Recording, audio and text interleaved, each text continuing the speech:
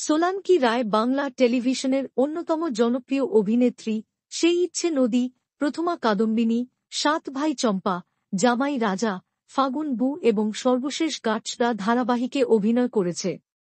গাটসটা ধারাবাহিকের পর থেকে তাকে আর ছোট পর্দায় দেখা যায়নি, তবে একের পর এক ওয়েব সিরিজে অভিনয় করেছে সে অভিনয় করেছে মন্টু পাইলট 2, বোকা বাক্স, দেব বন্দি এবং বিশ্বী সহ আরও বেশ কিছু জনপ্রিয় ওয়েব সিরিজে।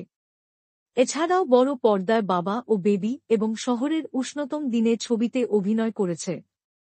তবে এবার সে আবারও ফিরছেন বড় পর্দায়। নন্দী মুভিজ অফিসিয়াল প্রোডাকশন হাউসের ব্যানারে প্রমিত ডি গুপ্তর পরিচালনায় আসছে নতুন ছবি রান্নাবাটি। এই ছবিতেই একটি গুরুত্বপূর্ণ চরিত্রে অভিনয় করবে সোলাঙ্কি রায়। ইতিমধ্যেই ছবির প্রথম লুক প্রকাশিত হয়েছে এবং শুটিংও শুরু হয়ে গেছে।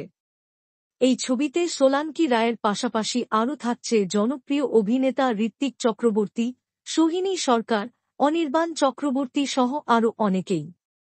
আপনারা সোলাঙ্কি রায়কে বড় পর্দায় দেখতে কতটা এক্সাইটেড? কমেন্টে জানান। বাংলা বিনোদনের সব আপডেট সবার আগে পেতে চ্যানেলটি সাবস্ক্রাইব করুন এবং পাশে থাকা বেল আইকনটি বাজিয়ে দিন। ধন্যবাদ।